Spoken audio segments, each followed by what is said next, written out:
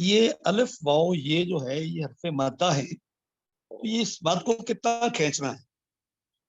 اگر الف سے پہلے الف سے پہلے اگر زبر آ جائے، واو سے پہلے پیش آ جائے اور یہ سے پہلے زیر آ جائے، تو میں نے پڑھا یہ حرف مدہ بن جاتے ہیں.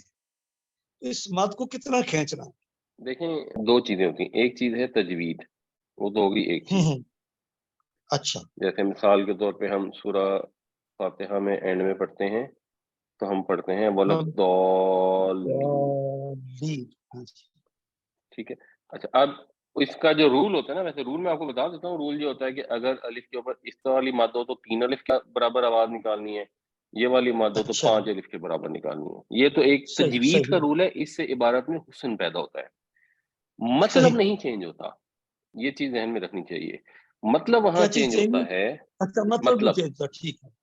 مطلب وہاں چینج ہوتا ہے جہاں پہ یہ لکھا ہوا ہے تو ہم کہیں ضربنا.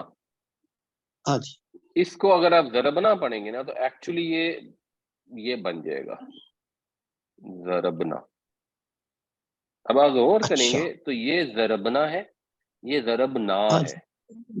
اس میں تھوڑا سا لمبا کرنا ضروری ہے.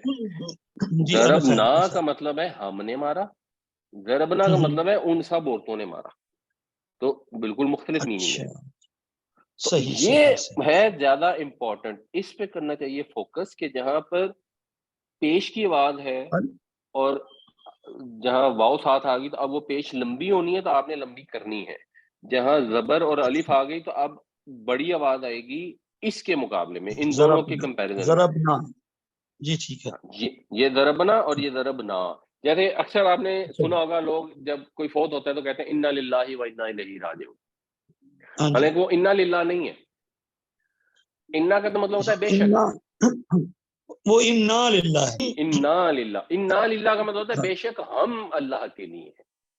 انا للہ کا مطلب ہے بے شک اللہ کے لیے ہے. کون؟ وہ انا للہ میں نہیں ہے، انا للہ میں ہے کہ ہم اللہ ہی کے لیے. وہاں پہ مطلب چینج ہے. باقی اگر کہیں پہ مد آئی ہے، آپ نے مد کو نہیں کھینچا، اس سے میننگ میں کوئی مسئلہ پیدا نہیں ہوتا. تو آپ نے اس کو غلط دال پڑھ لیا، دال بھی ٹھیک ہے، دال بھی ٹھیک ہے، میننگ دونوں کا ایک ہی ہے. دال کرنے سے خوبصورتی پیدا ہوتی ہے. تو خوبصورتی کی میں جنرلی کہتا ہوں کہ جن کی عمر تھوڑی بڑھ گئی ہے وہ بے شک خوبصورتی کی ٹینشن نہ لیں، میننگ کو وہ ہمیشہ مد نظر رکھیں، وہاں فوکس کریں کہ جو زبر اور الف کی آواز میں جو زبر کی اگر آدھی آواز ہوگی اور الف کی پوری آواز ہوگی اس میں غلطی نہ کریں.